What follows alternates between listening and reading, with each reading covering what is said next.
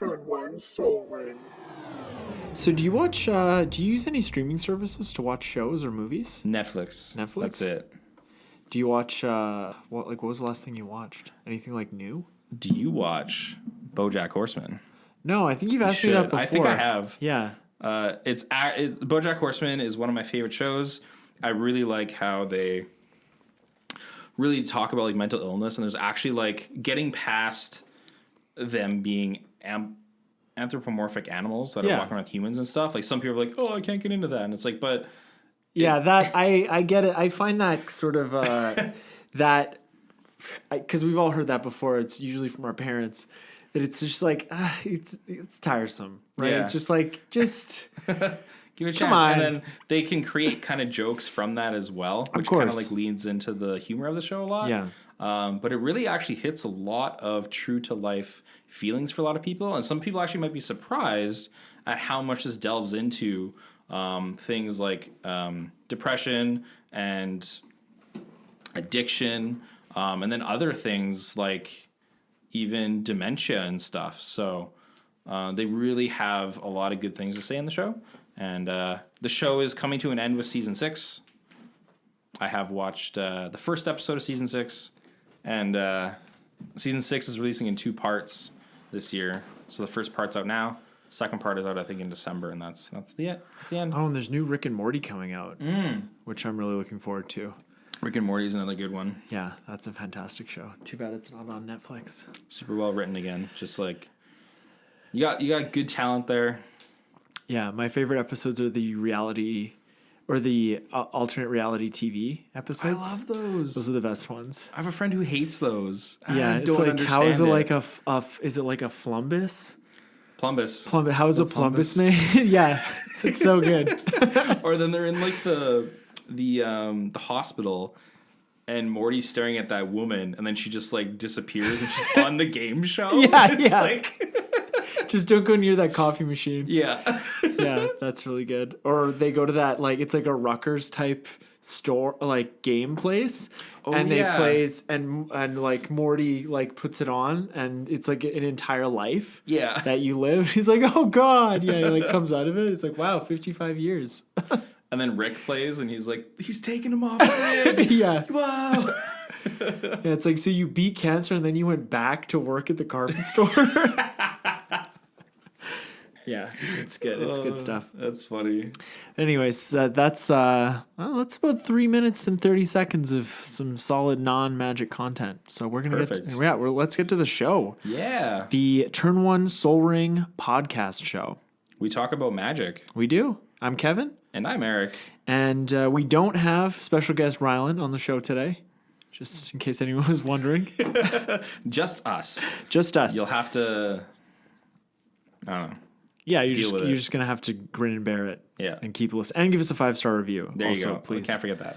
Today on the show, we're going to be talking about something that we all love to do and have in Magic, which is card draw and card advantage. For sure. Yeah, so this is seemingly a complicated topic, but we're going to try and break it down and make it as easy to understand as possible. Perfect. And actually, I learned quite a bit when I did the research for this episode, so I think it'll be a lot of fun for everyone involved. But before we get to that, we have some news to talk about. That's right. We haven't talked about this yet, but the Commander announcements from a few weeks ago. Their plans. So I guess this episode's coming out on the 11th, and this post was October 30th. I think that's how that works. Yeah, I think it might be the 18th. Yeah, I think it might be like the 17th or 18th that this is coming out. Okay. So, anyways, we digress. So next year, we're getting Commander decks earlier. We're getting 5 new Commander decks with the release of Ikoria on April 24th. Yeah. And they'll be themed toward that standard set. There's 72 or 71 new cards in the set, and the rest are reprints. Mm-hmm. So apparently 71 is more than they've ever done before. That's true, but they're doing 5 decks, right? Exactly. So they're going back. It's kind of like, we get 5 decks now. It's like, well, we had 5, we went to 4, now we're back to 5. Mm-hmm. So, yeah. Yeah, that'll be interesting for the league, I wonder how we'll do that, if we'll introduce a fifth player or we'll just draft the decks and keep it at 4 and then we'll just play without a deck. But anyways, that's not what we're here to talk about. Yeah, that's for later. Yeah. So on top of that, there's 5 new decks came out with Ikoria, and then the next set, which is Zendikar Rising, we're supposed to be getting 2 more Commander decks. Yeah, and each of those decks has, they're again themed for Zendikar Rising, and each deck has 3 new cards, and the rest are reprints. Mm-hmm. Yeah, so that's what we can expect from Zendikar Rising.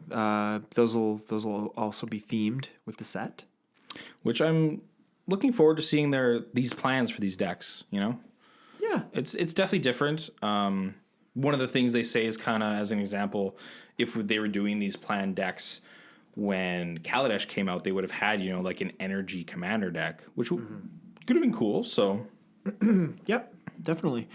And then we have the new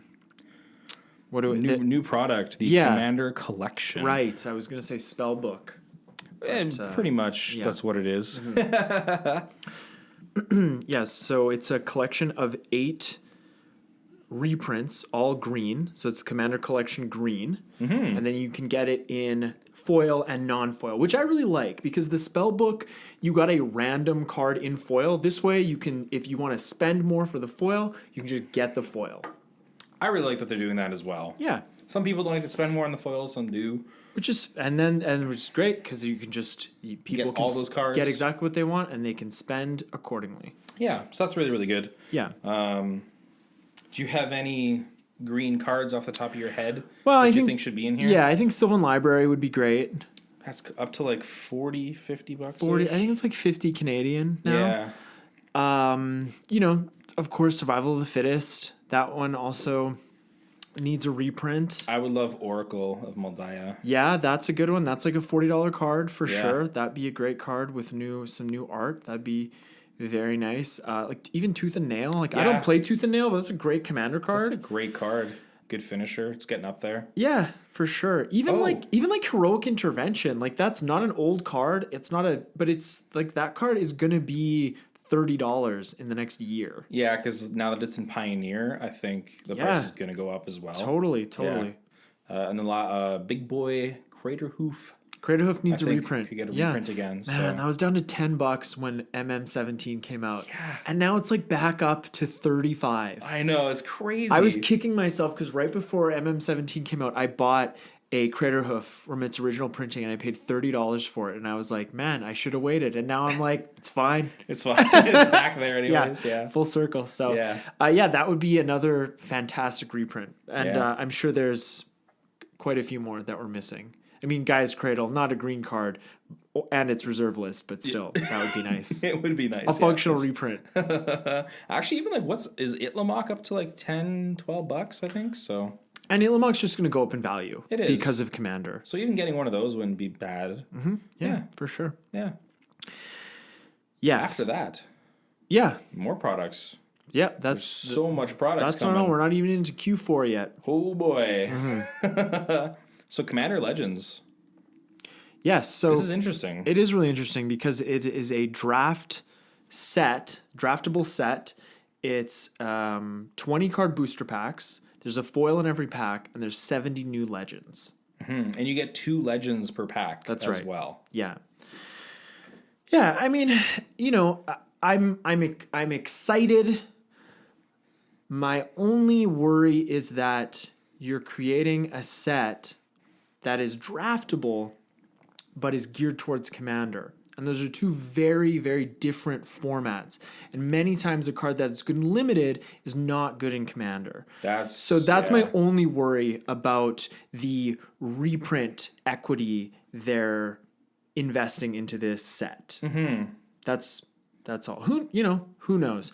And I think what's great about each of these products is we're getting, because with Commander Legends, we're also getting 2 more Commander decks, just like Zendikar Rising. Right, yeah. With 3 new cards each for each deck, and the rest are reprints. So we're getting a lot of reprints next year, which is really good because this format is getting more and more expensive.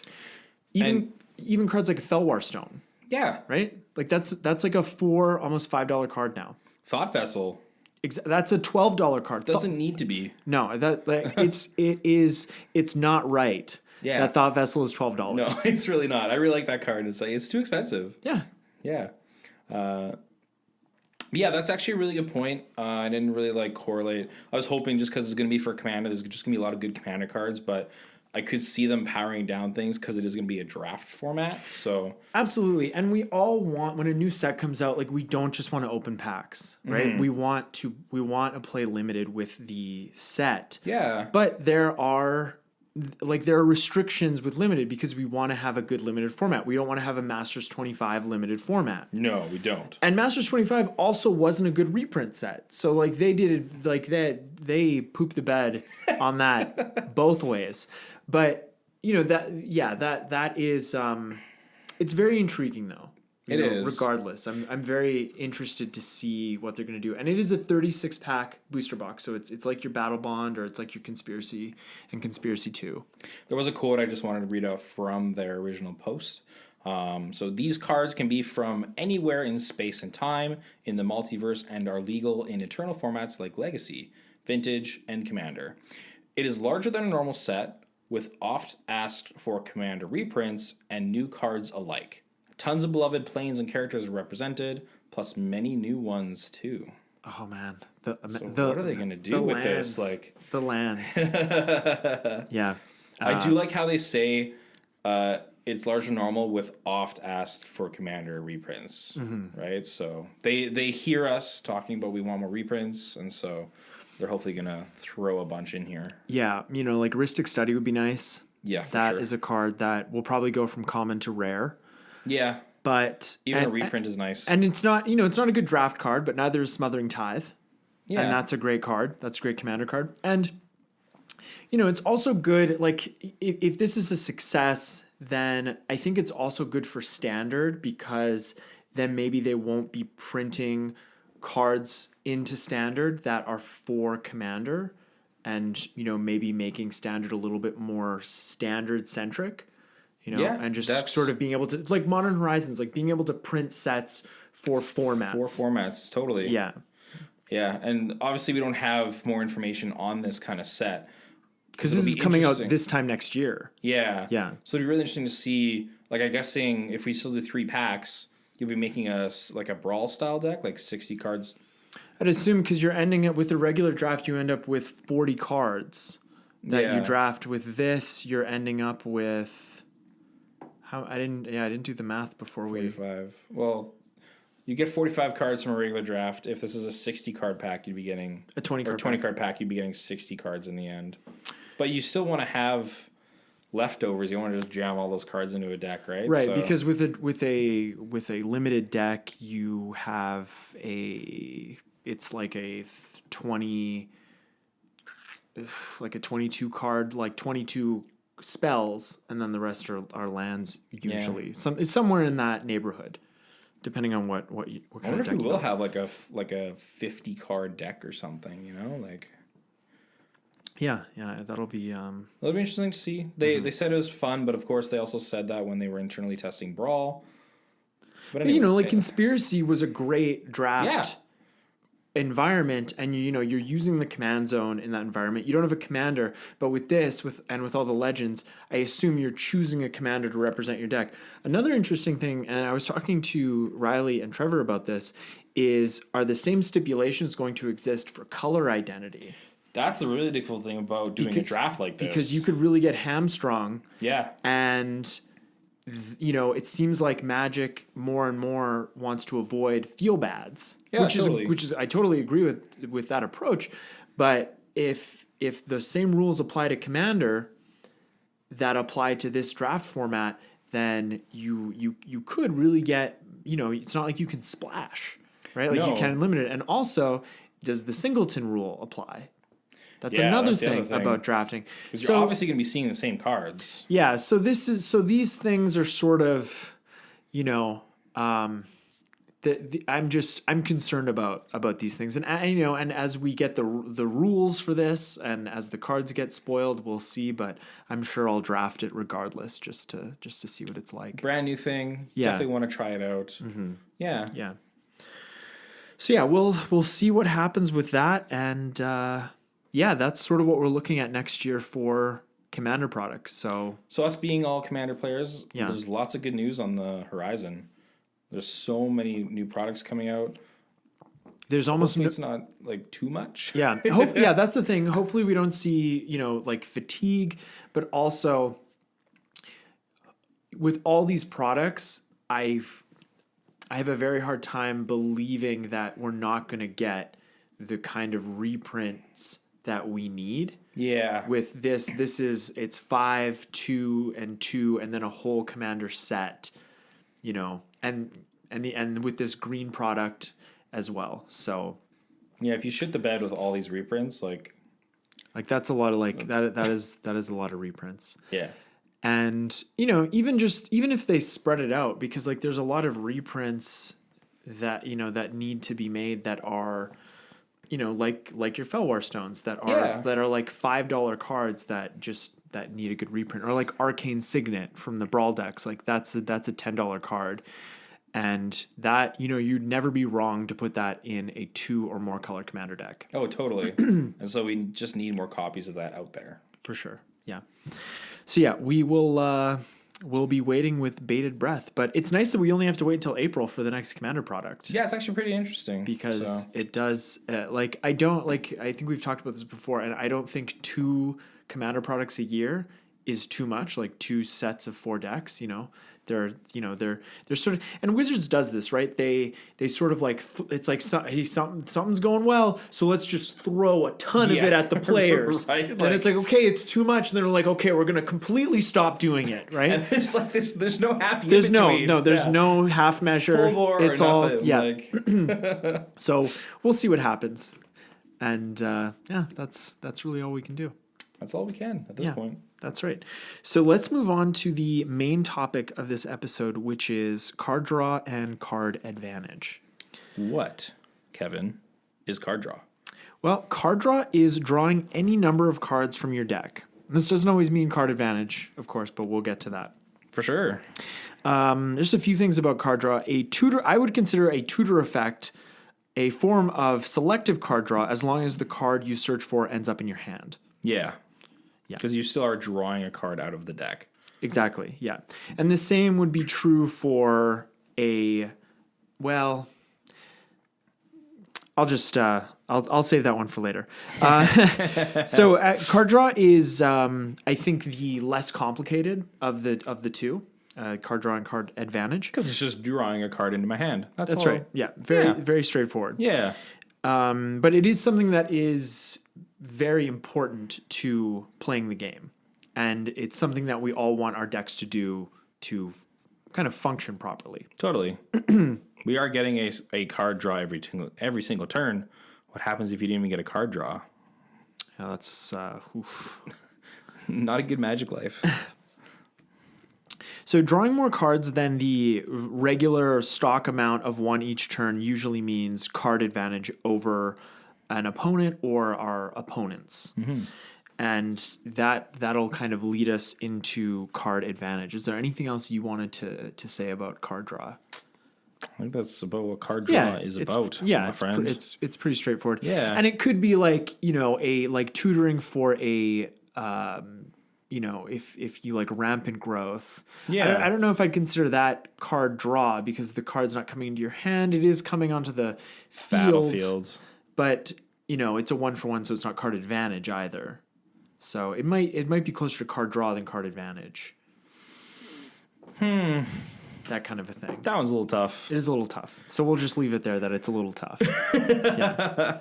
But we'll talk about it later after we get over card advantage stuff. Yeah, but just know that rampant growth is a great card. Yes. So what is card advantage? Card advantage is, in the words of Eric Taylor, a Magic designer, any process by which a player obtains effectively more cards than his opponent. Probably his or her is sure. What he was going to say. It's probably what he meant. Yeah. Yeah.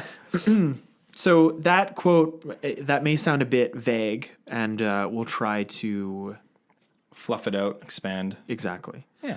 Yeah. So let's start with a simple example of card advantage. So the cards Divination and Jace's Ingenuity. So Divination draws you 2 cards, and Jace's Ingenuity draws you 3 cards. The mana cost isn't really important for this, but Divination is 2 and a blue, and Jace's Ingenuity is 3 and 2 blue. 3 and 2 blue. Wow, Harmonize is better than Jace's Ingenuity? It is. Yikes. Hey. That's not good. Planar chaos. Get out of here, Jace. So one of these spells is putting you 2 cards ahead, while the other one is only putting you 1 card ahead. And you always have to remember that using a card in casting the spell is you're losing that card, right? Yeah, so like if we're casting a spell that just like deals, like if we cast Lightning Bolt, we're getting that 3 damage from that 1 card and that's it.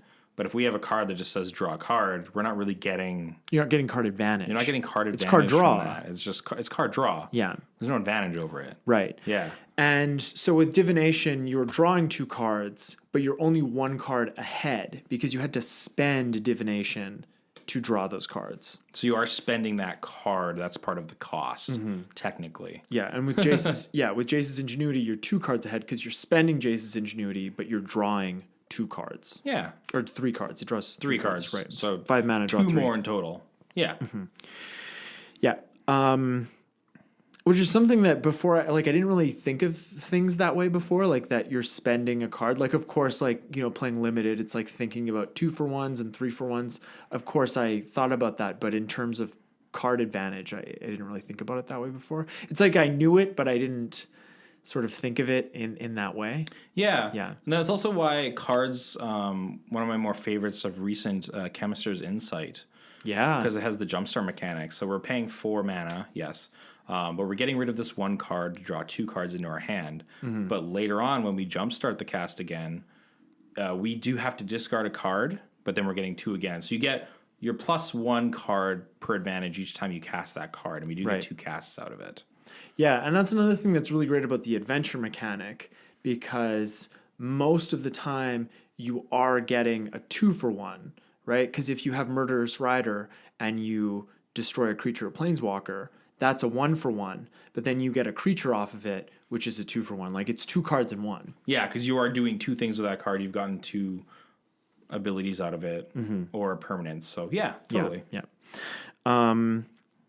So another example of this is if we look at a card like Whisper of the Muse, which is I believe it's a 1 mana card from, I don't know, Tempest, maybe?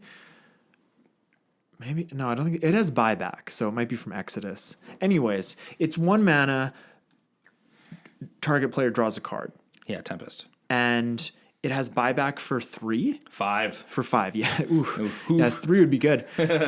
So if you use Whisper of the Muse and you don't pay the buyback cost, you're not getting card advantage. Yeah. You're spending Whispers of the Muse to draw a card, so you're at a net 0 gain.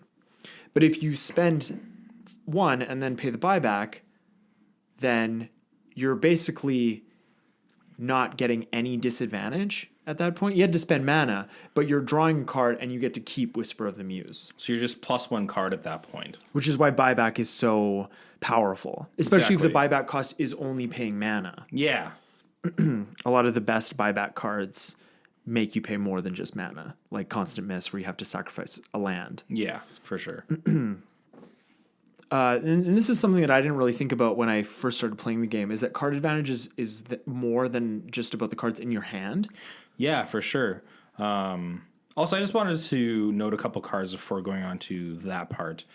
It's interesting because some people think when you're like looting through, these cards are giving you card advantage. But so I love using Faithless Looting as an example, because we are spending this 1 card to draw 2 cards and discard 2 cards. With a no net gain. So you aren't actually net gaining, you're losing a card in this transaction. Yeah. So technically, Faithless Looting is actually card disadvantage. Right. Yeah. Like Vampiric Tutor is also card disadvantage. Yeah. Or like all the that cycle of tutors, because you're putting the card on top of your library. You're discarding the tutor spell, and then the card that you're tutoring for goes on top of your library. So you still have to draw that. So you don't have the card in your hand. It doesn't replace itself. You're just adding another card somewhere. So it's, again, disadvantage. Yeah. So yes, those cards do get you through your deck, which is still worth something. But with what we're talking about in pure card advantage, those situations are at a disadvantage. Exactly. Technically. Yeah. And those cards we're talking about are extremely powerful. Totally. Yeah. But they're giving you card draw, especially a card like Fateless Looting, but they're not an advantage. Correct. Card advantage. Yeah. Anyways, they're probably giving you some kind of advantage. Then hope so. Yeah. So like we were saying, the card advantage is more than just about the cards in your hand. Adding permanents to the battlefield is also a form of card advantage. Yeah. That's why in Commander, when it's sort of early turns and someone has the opportunity to attack, and what you can do is you can look at other people's, you can look at the cards in their hand, and you can also look at the permanents they have on the battlefield. And if there's no real threat, what I usually do is I attack the person with the most card advantage. Yeah. Because if they have like one more land, or like they're even just like up one card because of a spell they played. Sure. Yeah, they do have some form of advantage. Yes, lead, exactly.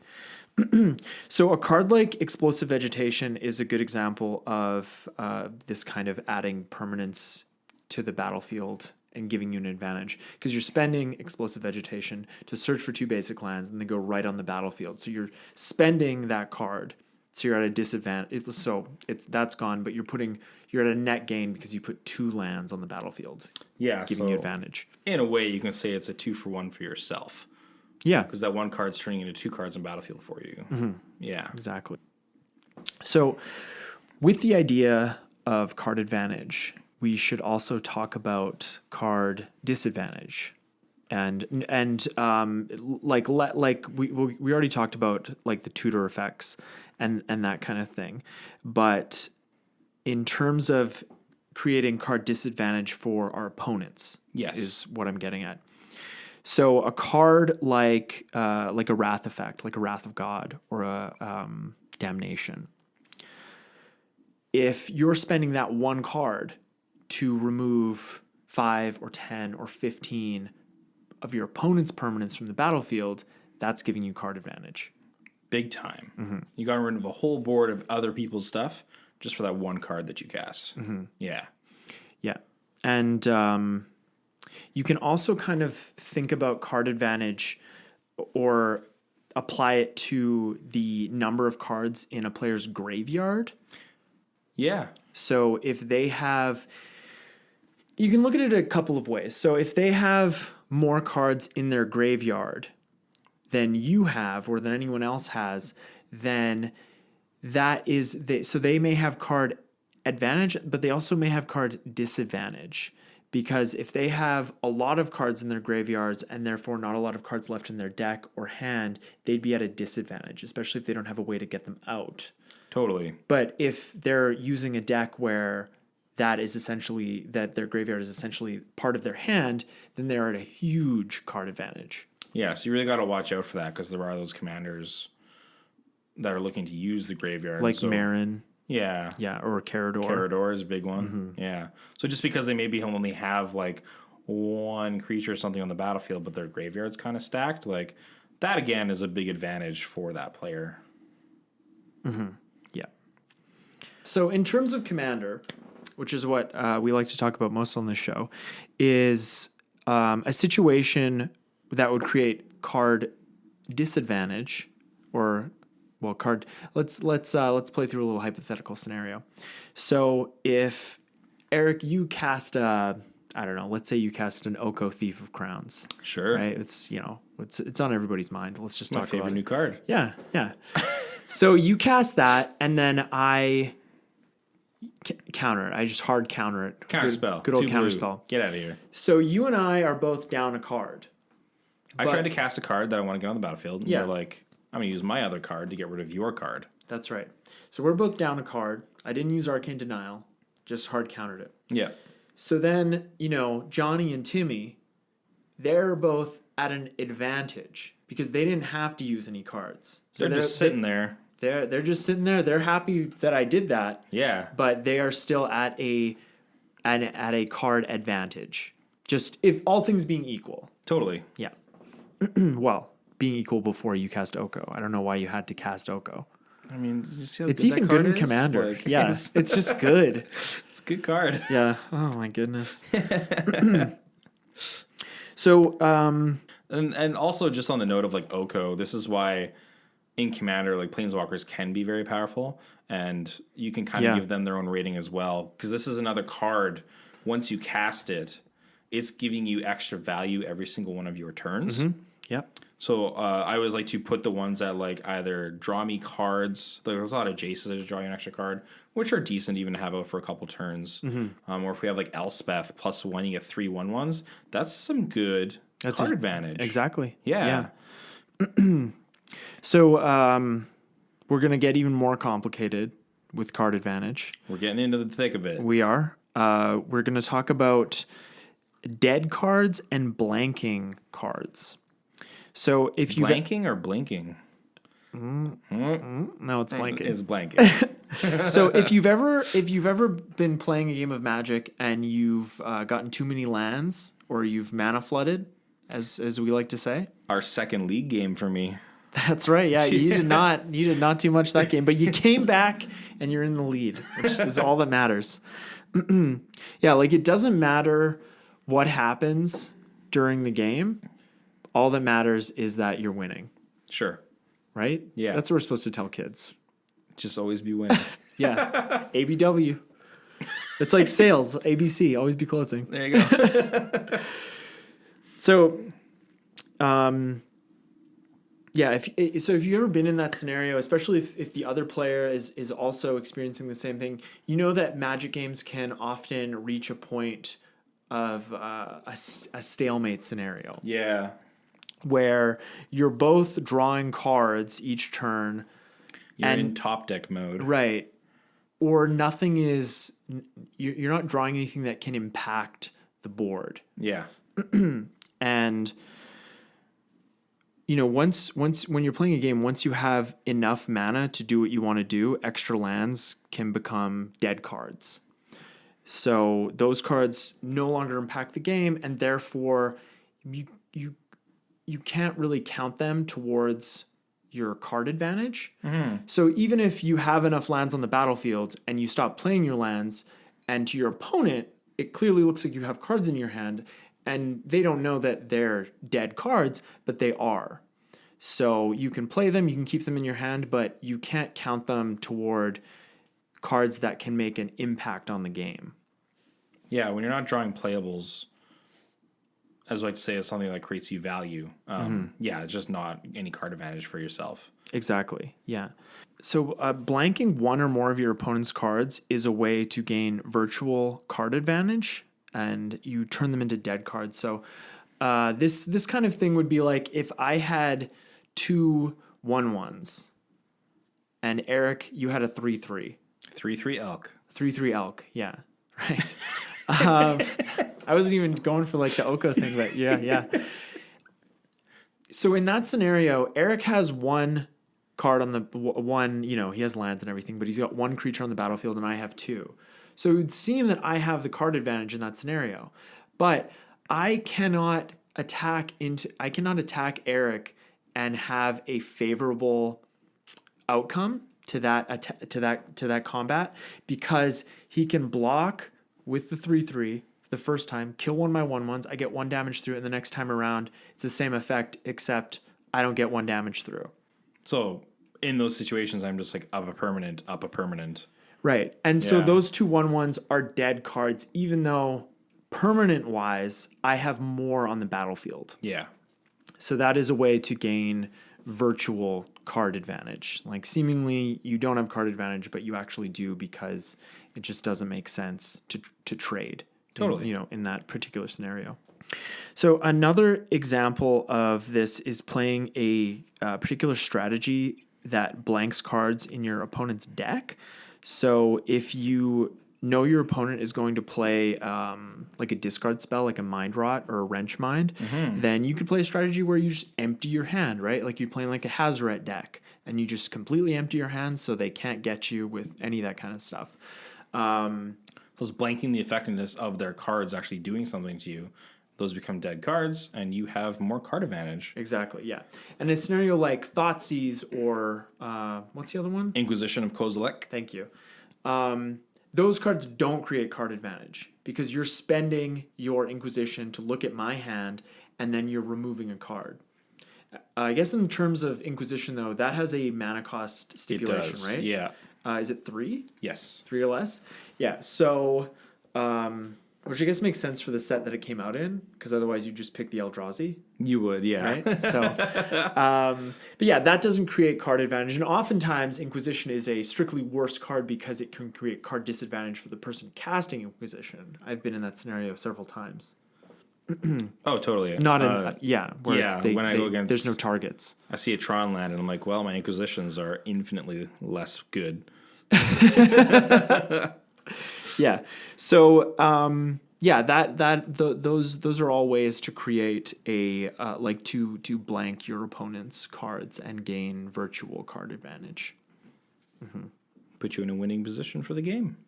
Yeah, discard effects are so backbreaking and limited. Yes. Because you're just like, this is what I have. This is all I have. This is what I got. You took my one bomb. I'm like... Yeah, that's it. I just guess we'll sideboard. Everything good is already in my deck. All right. I'll maybe use this one other artifact. I don't know. Guess I'll mainboard naturalize. Yeah. Yeah.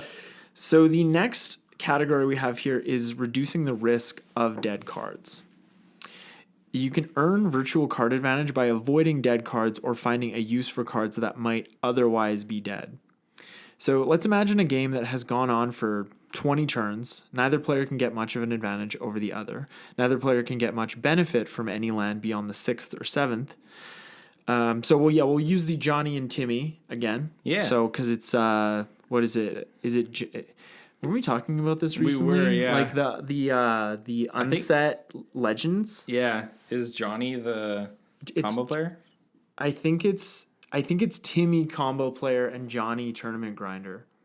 No, it was Spike tournament grinder. Yep. It was Johnny power gamer. Do you remember what they were called? The sets? No, what the actual person is called in terms of like a creature type. Oh, I think it was like a human gamer. Maybe? Human something.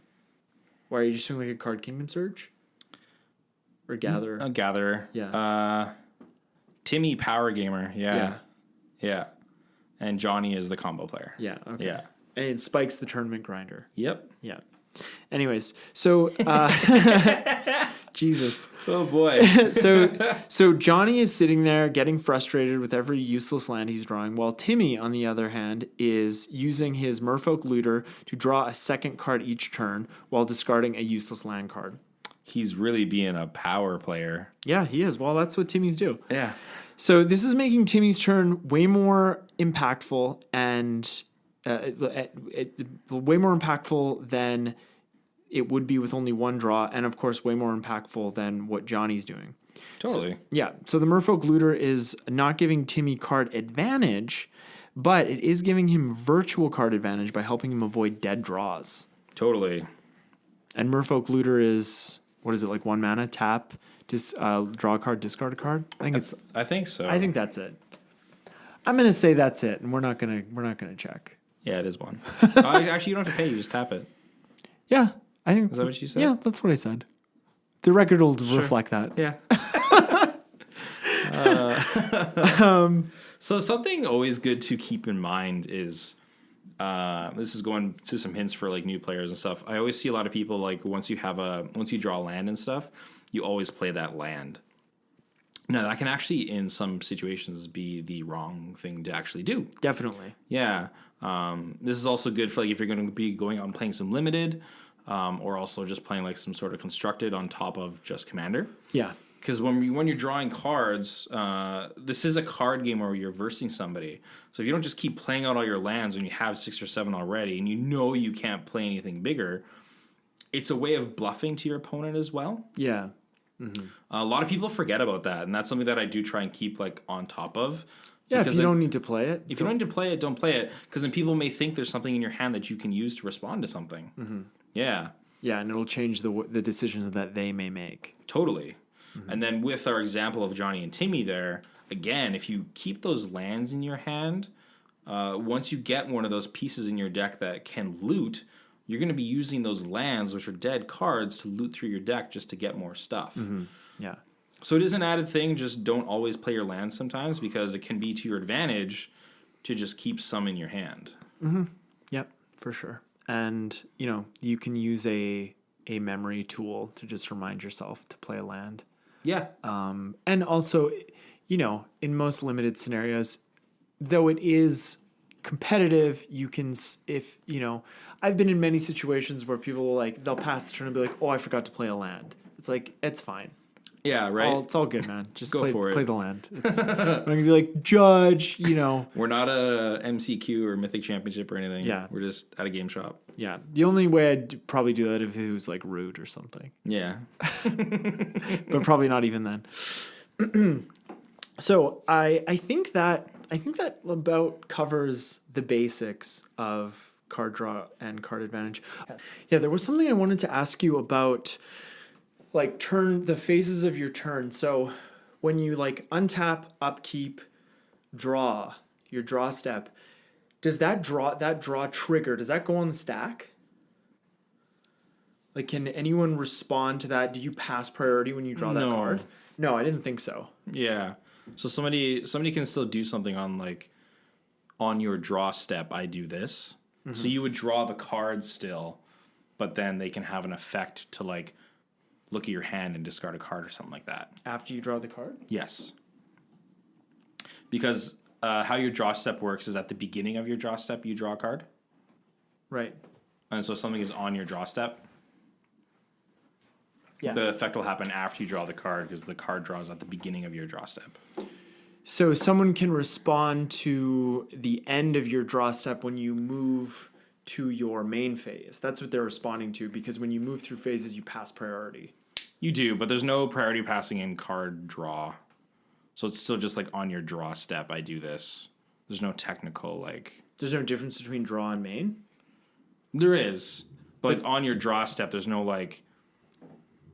you don't have to pass priority for someone to be hey, I'm going to do this on your draw step. But you get to draw the card first always. You're always drawing the card first. If they say I'm doing something on your upkeep, that's before your draw. But right. If they're doing something on your draw step, you're going to draw first. Yeah, okay, that makes sense. That's what I thought. I think we pretty much covered everything there is to know about card draw and card advantage. Except that you should put a lot of cards into your deck, at least your commander decks that create a lot of card advantage.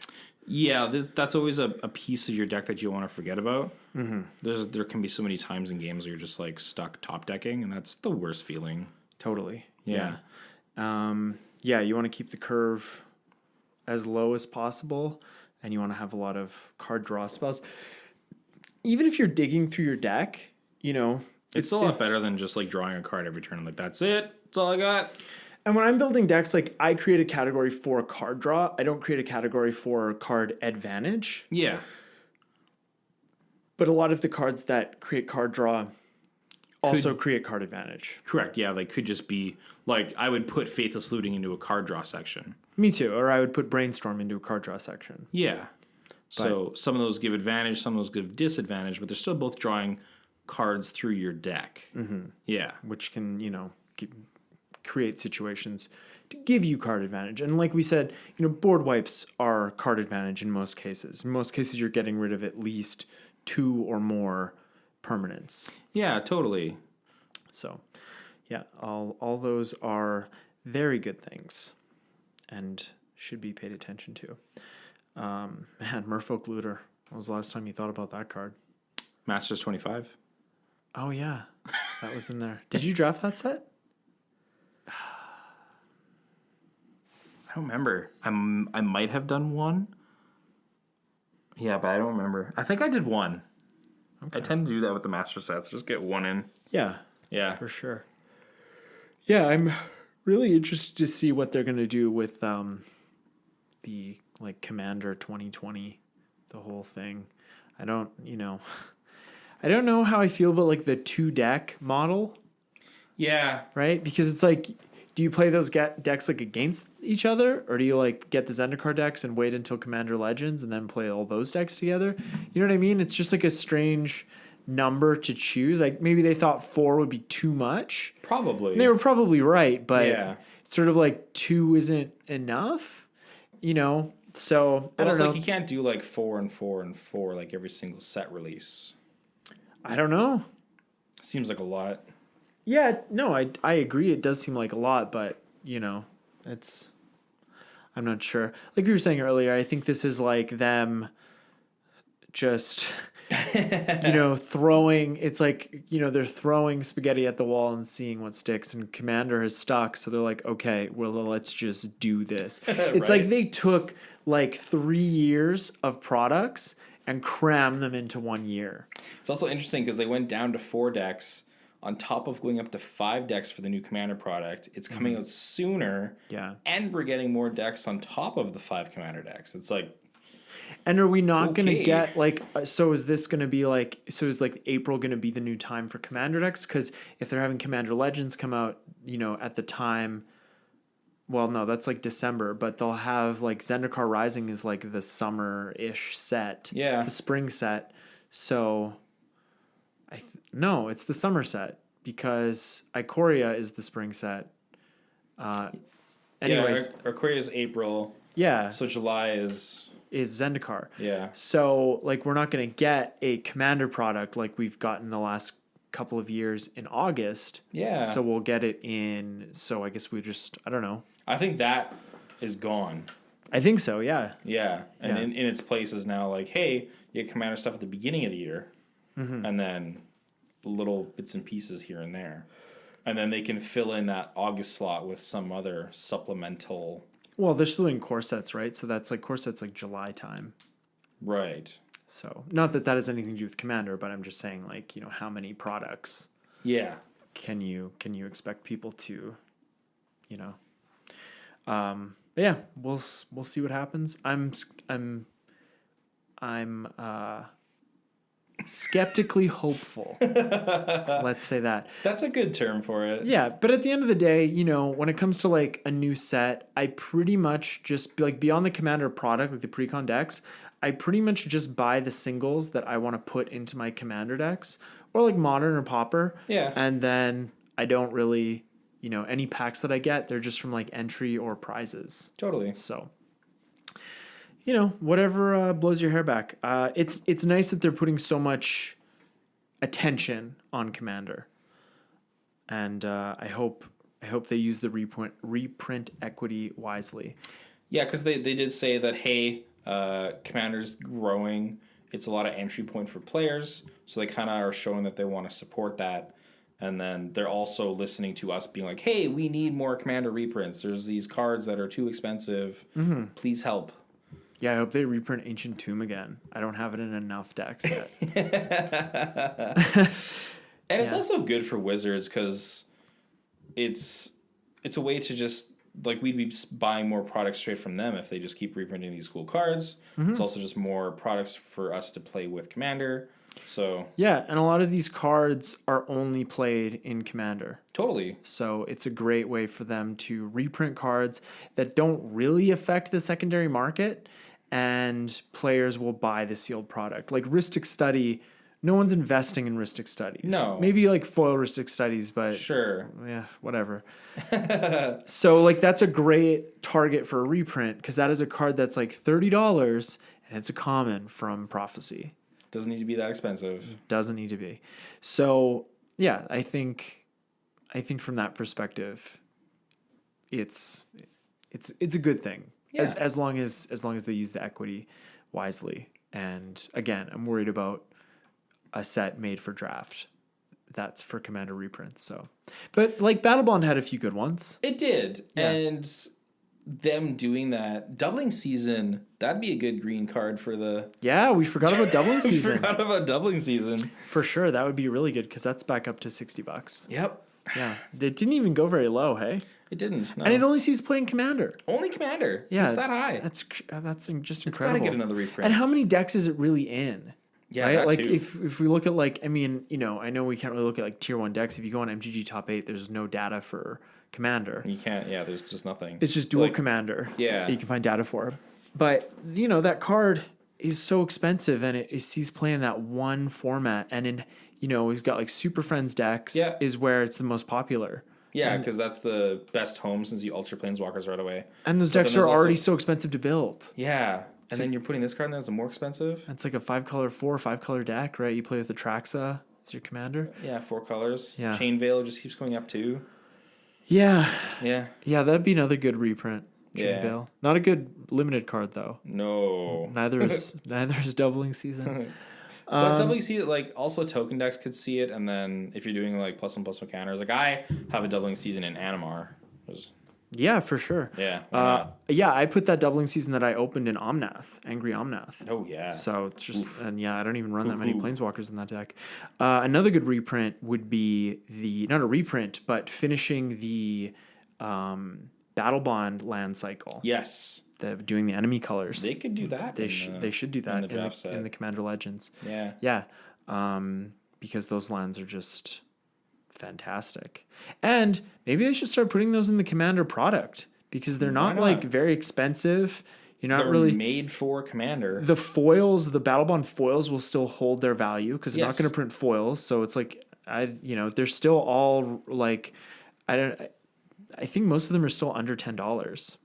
Like if they say in Commander Legends they finish the cycle, then ongoing, like every single deck should have one of those lands in it. Yeah, because that's A land for Commander. I know they were made for Battle Bond, but like let's be honest, they're perfect for Commander. It's a Commander card. That's what that is. Yeah, Yeah. exactly. Yeah, because if you're playing against only one person, you're playing dual Commander. Yeah. So otherwise, they're perfect. Yeah. All right. All Well, those untap lands. Yeah. Well, I'm sure we could talk about all the reprints we want to see till the cows come home, but we'll just wait and do a set review when the time comes. So Probably also will draft, and we can let you guys know what the draft is like for that. yeah, for sure. I was also saying like jokingly to a couple of our buddies that we should do like a draft and then do a league with the deck that we drafted. I was like, that sounds terrible. It's an interesting starting point. Yeah. A few that we would have to like increase the amount of cards we could swap out. I think. I think so too. Yeah, especially to get to 100 cards. Yeah. Yeah. Start at 60, now you get 2 to 8 cards per game. You're like, jeez. And I have to add lands. All right. Well, we're going to bring this episode to a close. Like we said, I'm pretty sure we went over everything for card draw and card advantage. Yeah, if you have any other questions, just let us know. Yeah. We like feedback. We sure do. Yeah, you can, if you want to do that, you can find us on Instagram at Turn One Soaring the Podcast. You can find me on Instagram at Command Beacon, and you can email us at turnOneSoaringThePodcast@gmail.com. We are currently doing our November Instagram giveaway. It's 1 pack of Cold Snap to each to 2 lucky winners. We thought that's right. It's getting chilly, at least where we live, up here in Canada. So Just coming, eh? that's right. Yeah. Game of Thrones. Yeah. So we thought we'd do like a fun set from the past. And I don't know. Do you get the snow-covered lands in those packs? I don't know. Yeah, I don't know either. We should. I feel like I asked you that before, and obviously neither of us looked into it. But anyways, we have the packs, and we will send those out to the winners on December 1st. So check that out on Instagram. You can find us on iTunes, Spotify, and wherever you get your podcast. You can also find us on YouTube if you are a YouTube podcast listener, because we know you're out there, right, Eric? You're one of those. I am. Yeah. No, it's good. What? Oh, I thought you made a shameful face. Oh, no. It's fine. Yeah, and wherever you do that, give us a rate and review, and we will 5 stars. Yeah. Please. And we will talk to you very soon. Next week, probably. Most likely. It's probably a definitely. Yeah. On that one. We'll see you then. Yeah. Thanks for listening.